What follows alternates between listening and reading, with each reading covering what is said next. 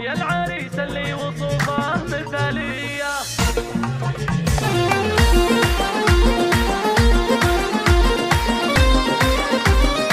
فرحة أيامك عسى الله يهنيها.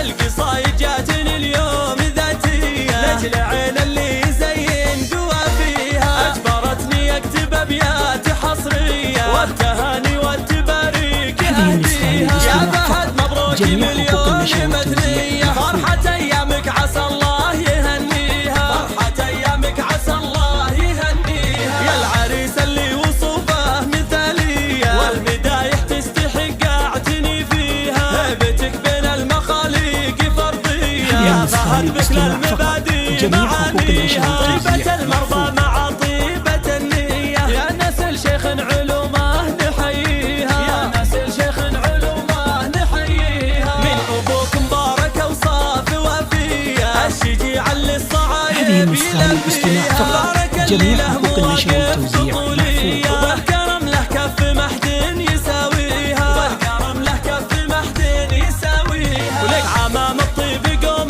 سنافية، حيرة العرجانية حي الطرية، والقوال العزوة بساعة الهية، المعتقة هالأمجاد أهليها. يا فهد جعل الحياة دوم مكسية، بالسعادة والفرح دوم يرويها، بالسعادة والفرح دوم يرويها.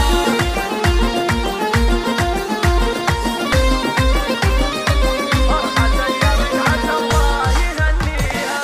القصايد جاتني اليوم ذاتية لأجل عين اللي يزين قوى فيها، أجبرتني أكتب أبيات حصرية والتهاني والتباريك أهديها. يا فهد مبروك مليون مدنية، فرحة أيامك عسى الله يهنيها، فرحة أيامك عسى الله يهنيها. يا العريس اللي وصوفه مثالية والمدايح تستحق أعتني فيها، هيبتك بين المخاليق فرضية. يا فهد بك للمبادئ معانيها، طيبة المرضى مع طيبة النية. يا نسل شيخ علومه نحييها، يا نسل شيخ علومه نحييها. من أبوك مبارك وصاف وفية، الشجيع اللي الصعايب يلبيها. بارك اللي له مواقف طفولية، والكرم له كف محد يساويها، والكرم له كف محد يساويها. ولك عمام الطيب قوم